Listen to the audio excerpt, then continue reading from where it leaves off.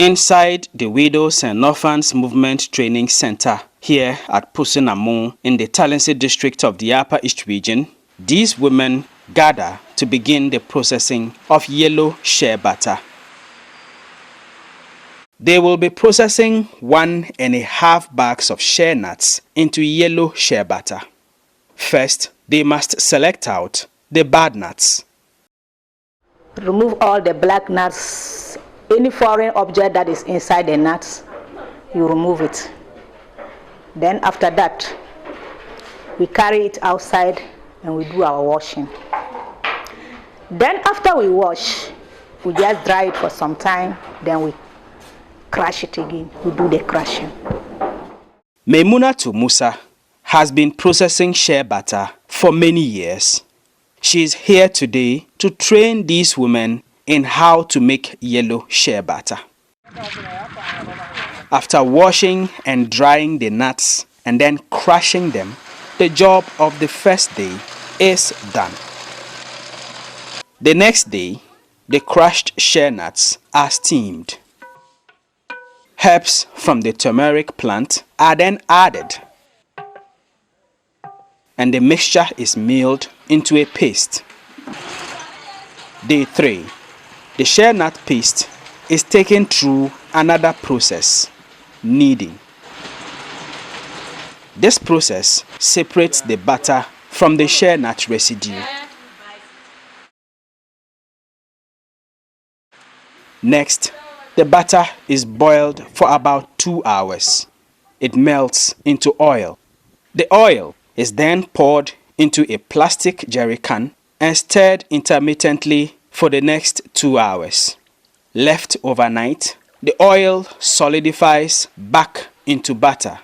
In this case, the turmeric plant added gives the butter a yellow color. It has taken 4 days for these women to process 1.5 bags of shea nuts into yellow shea butter. Yes, we have different clients. Some clients, they want yellow butter. And the plants that we use for the yellow butter is medicinal. You can eat it. You can use it as your pomade. It's good. Maimunatu is, however, unhappy about the quantity of butter they got after days of hard work. When we weigh it, it will be 1 box. It's 25 kg.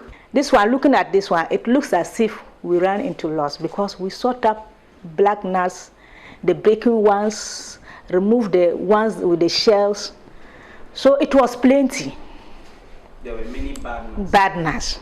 So this one, to be honest with you, when we sell, we won't be able to make profit.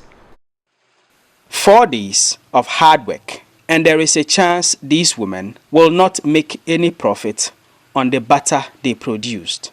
And this is even with the help of the machinery here at the Widows and Orphans Movement Training Center. For the women in the rural areas who do not have access to this kind of machinery, shea butter processing could take them weeks. Director of the Widows and Orphans Movement, Fatih Abigail Abdullahi, says there is more demand for shea butter now that the yellow type is also emerging, and this will help economically empower more women in the country.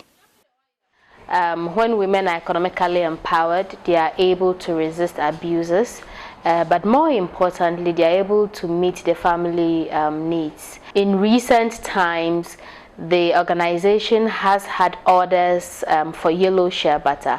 However, our women groups were not able to produce yellow shea butter because they didn't have that skill. We approached one of our donors in Germany called Paul EV, and they supported us with some funds to carry out this 4-day training.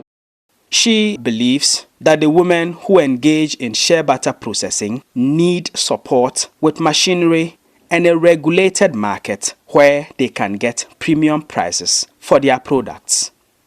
We equally look at how we can reduce the drudgery associated in producing shea butter.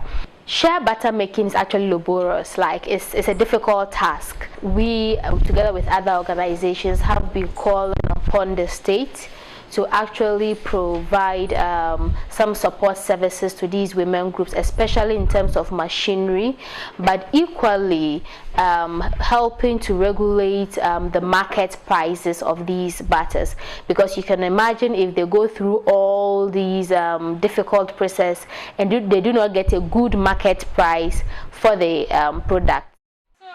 For these women, it is a daily struggle to meet their customers' demands for profits that are not as good as they should be. They are, however, hopeful that with time, things will change for the better. Albert Sorry, Joy News, Pusinamo, Talinse District.